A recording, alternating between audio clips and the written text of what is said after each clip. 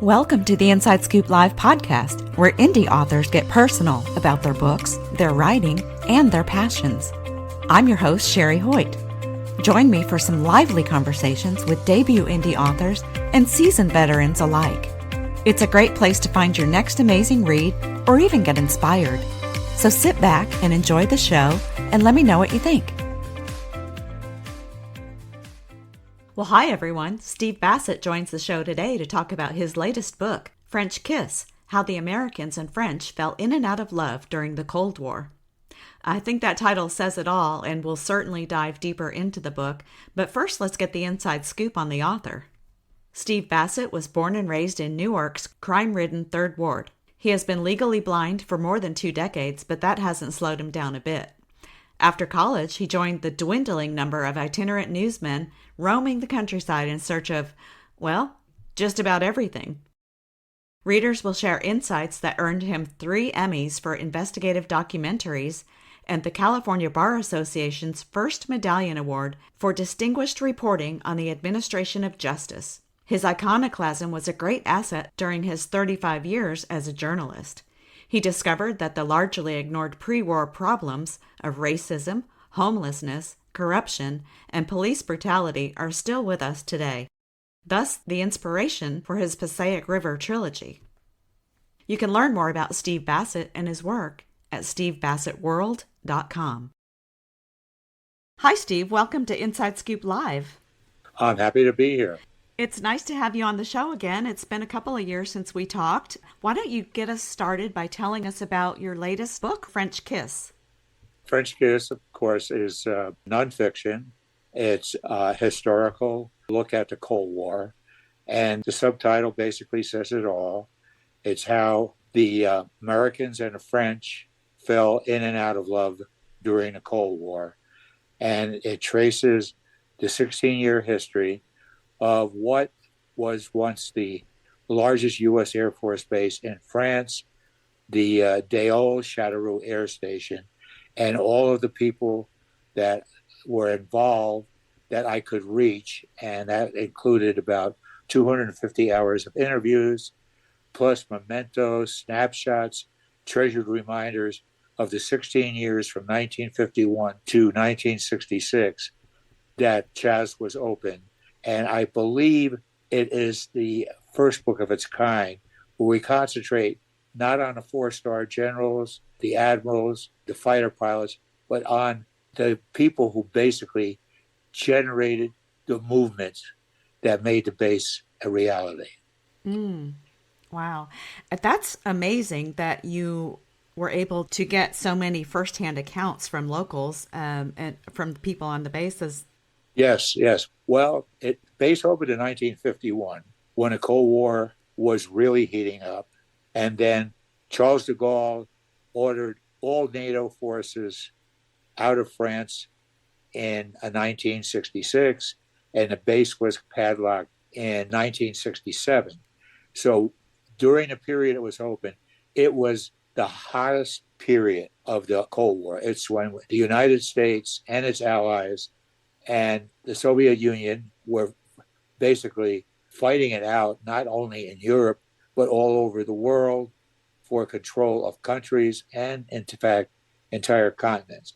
So it was a very pivotal time during the Cold War, and the base was a very, very important contribution to the effort in Europe. Now, when did you start researching this book? Was it recently? Well, no, it was quite a while ago.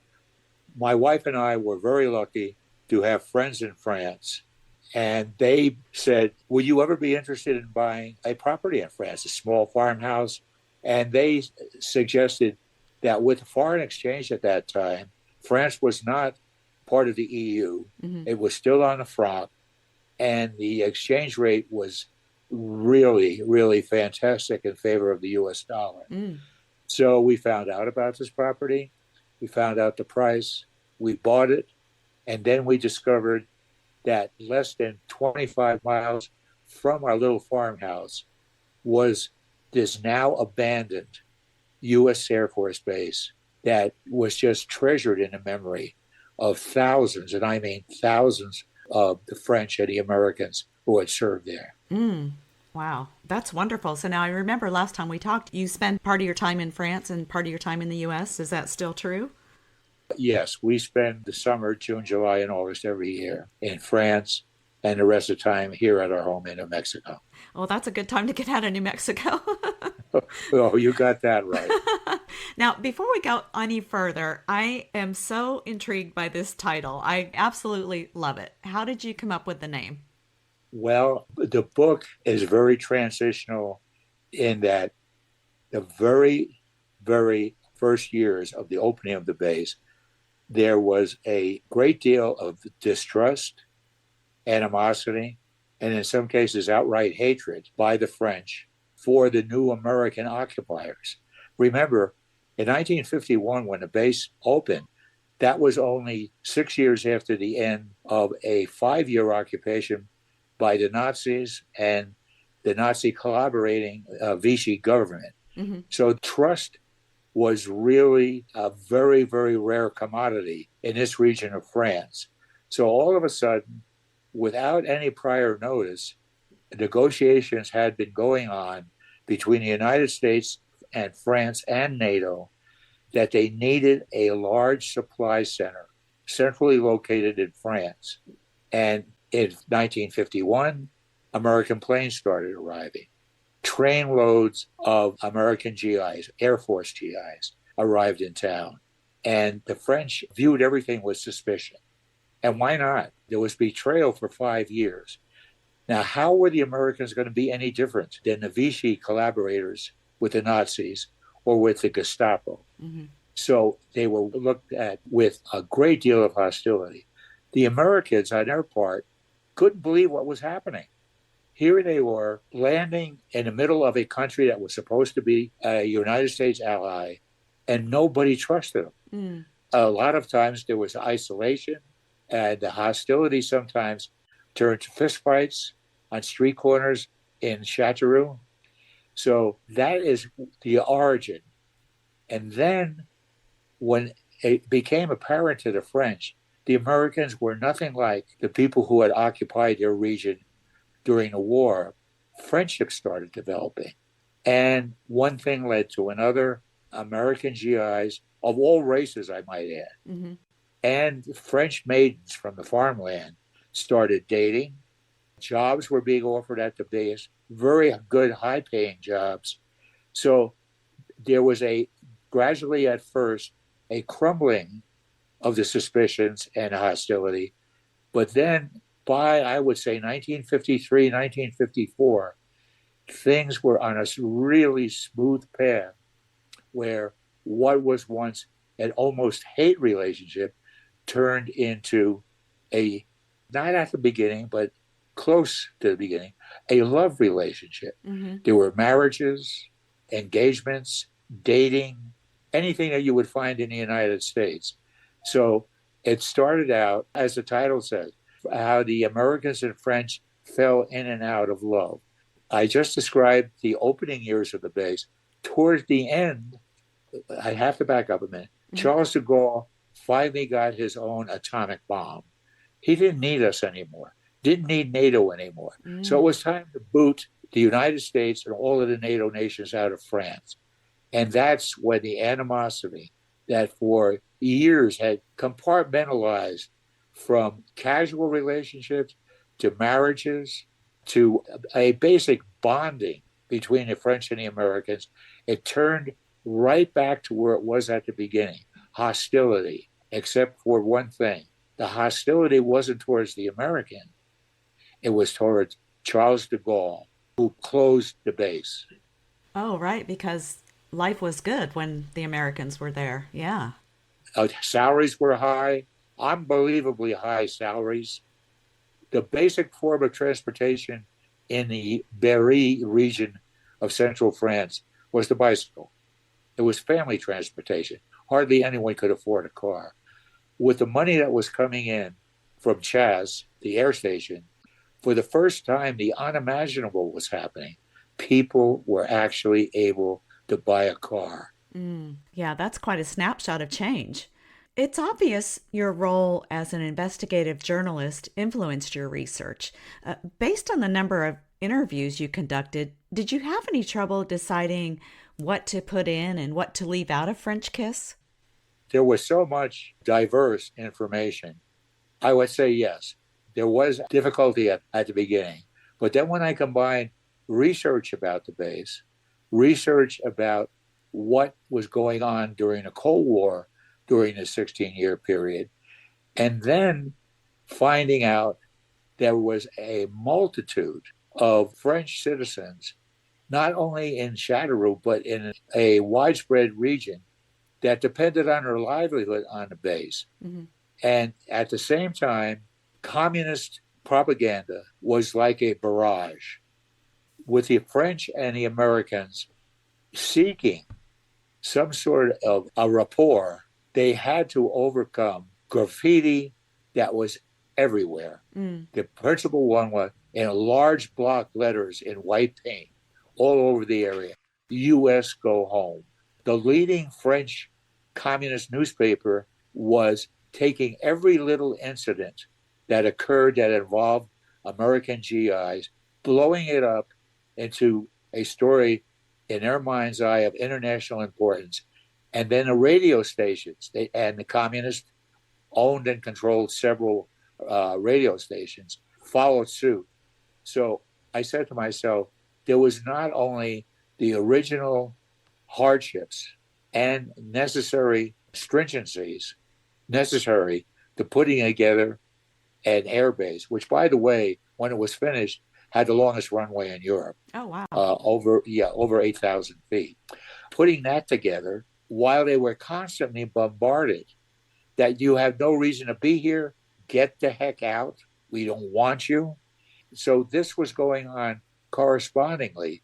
That to me was a story. Mm-hmm. Most of the kids that came from the United States were still teenagers. You have to remember that the Air Force wasn't created until 1947, which was only 4 years before this base was even imagined. Mm-hmm. So we had a lot of young kids coming over from farms in Idaho, inner city areas, suburban villages, never imagined ever having to go to France. And here they were, hoping to be accepted, not being totally accepted, and at the same time being assaulted by the media, the communist media. And I hesitate to say this, but there were constant confrontations on the street that often led to fistfights. Wow. So that was the beginning of fake news, I guess, back there, huh? With all the... Yeah. Oh, yeah. Well, you can make the argument, but how much of communist news coming out of Pravda and other state-controlled media is not fake? But the hardships, well, I could back up to the very beginning. The weather for the first 2.5 years that they were building the base was considered the worst in almost a century in France. Constant rain. And the soil makeup in that area of France created a almost gum-like consistency in the soil. They would suck your shoes off, your boots off. Entire vehicles would sink in the mud and had to be hauled up by cranes. And besides what we were just discussing, we had this to go on at the same time. A weather situation that had the Americans saying, why in the world are we here? Right. Oh my gosh, it sounds miserable. I love the way that you unfold history through the interviews you conducted that engage and educate readers without having historical facts driven into them. Could you share a particularly meaningful story about daily life on the base that readers would find interesting?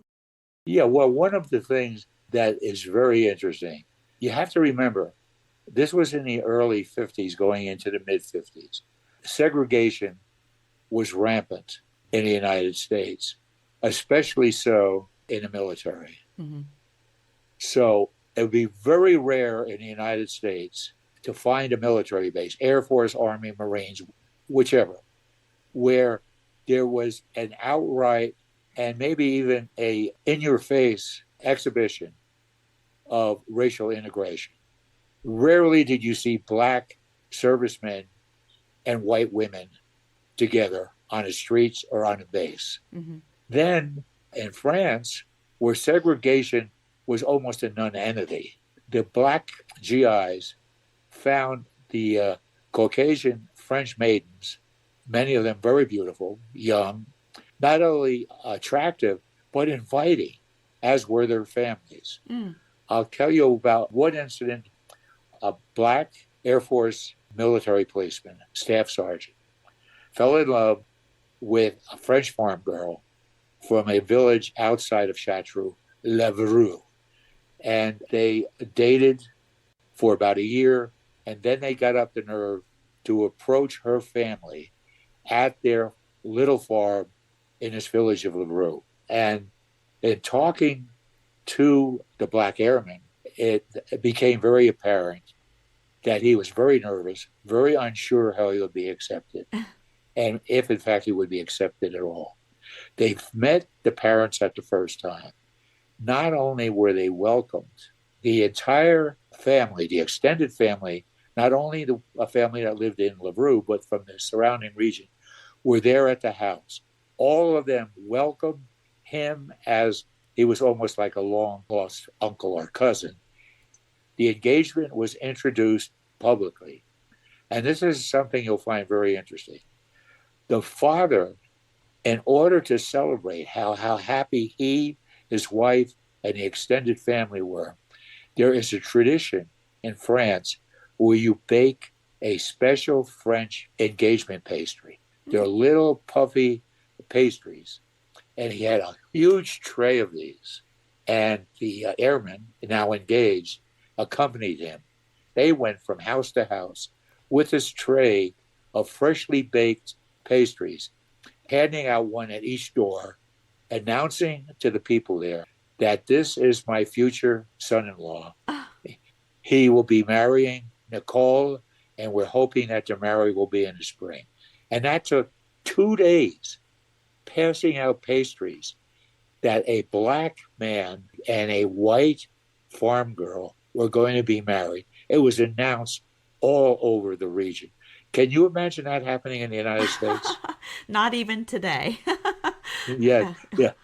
Oh my goodness. What a great story. Wow. That could be a whole book. Yes. Oh, yes. Yeah. Of course, when the base closed, they came to the United States. That's another story that really had nothing to do with Chartreux. Mm-hmm.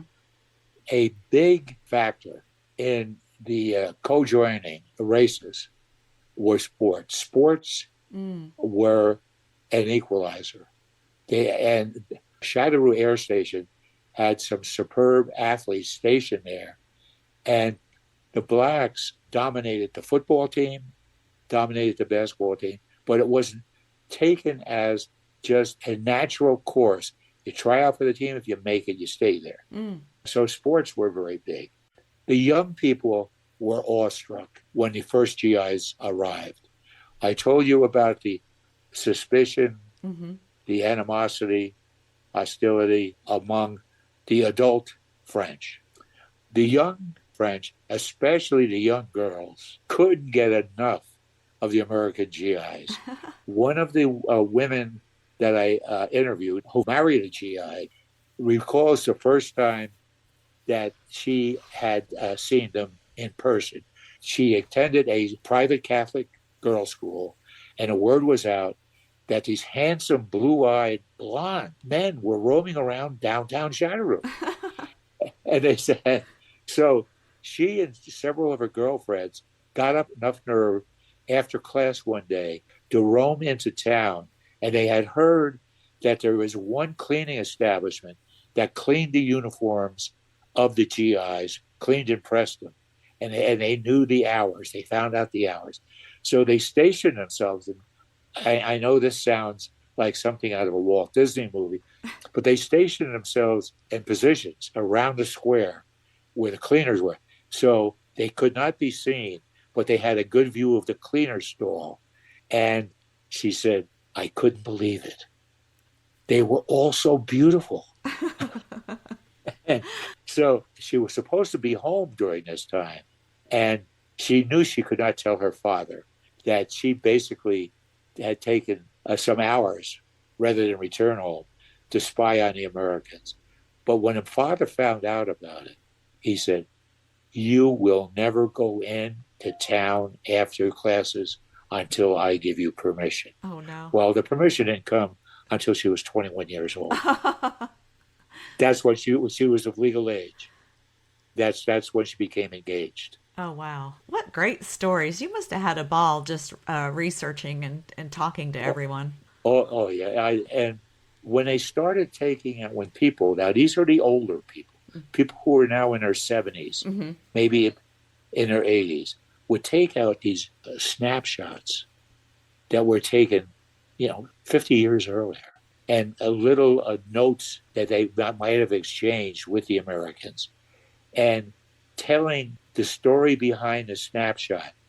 There is one story ended with a marriage between a French farm girl and also a black military policeman. And the snapshot shows them both sitting on a lawn together, with their shoulders touching, big smiles on her face. And I talked to the woman, and she said, "You see this photograph?" And I said, "Yeah." I said, "You look very cute together." And she said, "Yeah, well, that's when I proposed to him." I said, "What?" She said, "We have been seeing each other for a year. I was a year away from my 21st birthday." And she said, "Michelle, your time is running out. It's time for us to get married." So that was the story behind that photograph. I could go on if this interview lasted another 2 or 3 hours. Yeah, Uh, I'm sure. Now, as far as the communists were concerned, we have to mention this little story. The Châteauroux had an air station there under the French, was taken over by the Nazis during the war, where they made and modified certain French planes that could be used for the Germans. So a lot of these specialists, machinists and whatnot, were ready to work for the Americans when the American base opened. And of course, the kids that were coming over from America, they got an indoctrination booklet and a long movie that they saw that was part of the ritual before they took up station at the base. And it told them about the communists. The communists were everywhere. They were hiding under every rock. You're there to fight the commies. We can't let them take over France. That's your mission. So this one Frenchman, very nice guy, he said, "Yeah," he said, "I had this kid. He's probably about 18, 19 years old. And he kept asking me," he said, "This is really an important base. Are there any communists working on it?" And the guy said, "Well," he says, "there might be." And he said, "If you see one and spot one, can you point them out to me?" And they said, "Well, I'll see what I can do." So one day he just got tired of hearing the same question over again. "Is he a commie? Is he a commie?" And then finally the Frenchman said, "You see that one over there? He's an important communist. You see the one over there, the younger one? He's on his way up in the Communist Party. Very, very important communist." And the kid was flabbergasted. And he says, "I'm going to tell you something else. I'm a communist too." Oh. Oh my gosh.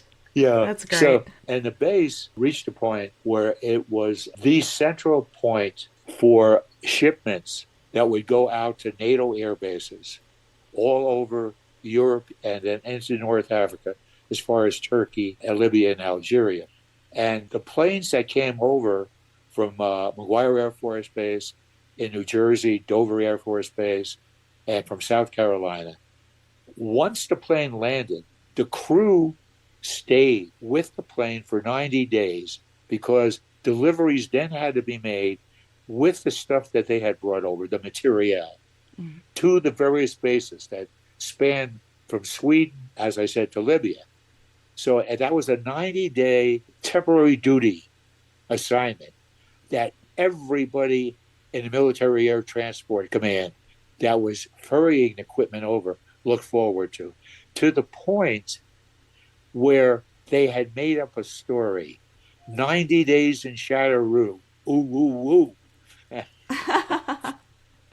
because of the women. Because Right. of the women.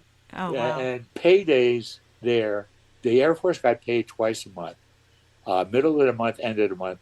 The Air Force, and it was a large contingent of Air Force, because Air Force engineers were building the base. They got paid at the end of the month. And this was money that was on scene in most of France in the 50s. These big paychecks the GIs and the officers were getting. Trainloads of prostitutes would come in from Paris and from Tours. Tours was about 90 kilometers away.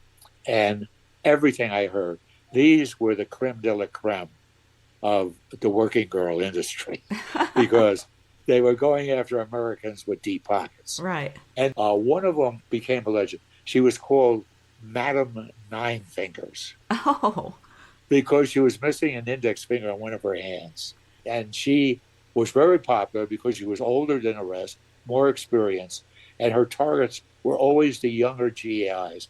Probably a lot of them still virgins, you know. yeah. Wow, I guess you could go on for days about this stuff. Wow, great stories. Well, one thing I think should be mentioned when the word came that the base was going to be closed, there were street demonstrations by the French. They were losing paychecks that they could never have imagined years earlier. Hmm. They had their first cars. There were demonstrations in the street, all of them aimed and cursing Charles de Gaulle. The story was so big, the New York Times ran it on its front page. Oh, wow. Remember, this was the largest U.S. Air Force supply depot in Europe. And as a result, there was nothing but a sense of betrayal among the French. And that's why the phrase fell in and out of love is the subtitle of the book. Hmm. At the end, the Americans decided they would leave nothing for the French. Every bit of office equipment was stripped from the offices, and there was a large quarry outside the base, very deep, very long. Everything that could be dismantled and taken off the base was thrown into the quarry. Bulldozers were brought in to bury it. And what could not be buried, huge fires were started all around the base to burn what could not be buried. Here we were, Uncle Sam spending tens of millions of dollars to protect the French nation from the commies, and they were kicking us out. No siree, Bob, we're not giving them anything. Wow. It was palpable. But it was even worse because up on the border between France and Germany, Alsace and Lorraine, the British had 4 fighter bases. And the fighter bases were interspersed in an area of northern France that was replete with graveyards of Canadians who were killed during the First World War. So you know how they felt about being booted out of France. Yeah. That they had now been over there for 2 wars, giving up lives, and they were being kicked out. You know what they did in retaliation? Everything that ran water on every British base in northern France, they cemented them up, closed them. That included sinks, toilets, water pipes, everything was cemented up, totally useless. Not only did they do that, their animosity had gotten so big. The 2 national sports in Canada at that time were, of course, hockey and curling, which was introduced in the Olympics. They went out, and these were man-made, cement-lined ponds, bones big enough to accompany full-size hockey games and curling tournaments. They went out and with jackhammers destroyed both ponds. There was no way that the French were going to get these hands on these artificial lakes. Oh. So that's why the title is Fell in and Out of Love, is so germane to the title of the book. Yeah. Oh my goodness. That's horrible. What a crazy time. Wow. I am so pleased to have gotten stories from both the French and British side, because I did cost the Canadian, and the Americans, and what was going on. And one ribald story that I had to include, in case somebody wants to listen to a dirty joke. But in any event, a general, brigadier general, he was the commander of one transport group that called the Châteauroux Air Base its home, although he was not assigned to Châteauroux. He just used it as his base of operation. And he was crazy. He was a former carnival wing walker, carnivals during the Depression. He was a skydiver. He transported, now this is all true stuff. I know it sounds like I'm imagining this just to embellish the story. At one point, the carnivals were kind of a thing of the past, even though they've been written about a lot of fiction as well. So the job that was open, he was transporting prostitutes back and forth between Memphis and Chicago. There was 2-3 at a time, smaller planes. So that kept him at least some money in his pocket until he was talked into joining the Air Force. His wife was just as crazy as he was. And her interview is a wonderful interview. She talks about, I was never a general's wife. This was not my game. I just like to play golf. They had a golf course at the base. They were out on the countryside in a very famous resort and spa city. And they were staying, of course, at the best hotel in town. At which point, her husband and some of the younger cadre he always had around him, who worshipped him, by the way, they had gotten drunk. And they were out on the street, and there was a Volkswagen parked on the street outside the hotel. And I guess there were 4 of them. And they had picked up the Volkswagen, and they were carrying it away. And the gendarmes were called, and they were about to arrive. You could hear the car horn, at the other end of the town. And so she had to do something to distract them. And she yelled out, and they saw her up there. They were paying no attention at all. They were just having a good time hauling off this Volkswagen. Now, again, this was a general, a U.S. Air Force general. There were 2 colonels in this group. So she said, I can't face the embarrassment of having him, a general, arrested for stealing a car. Right. So what she did on the terrace of this hotel, she was up on the 3rd floor, she stripped naked and started dancing on the terrace and singing. And finally they started looking up.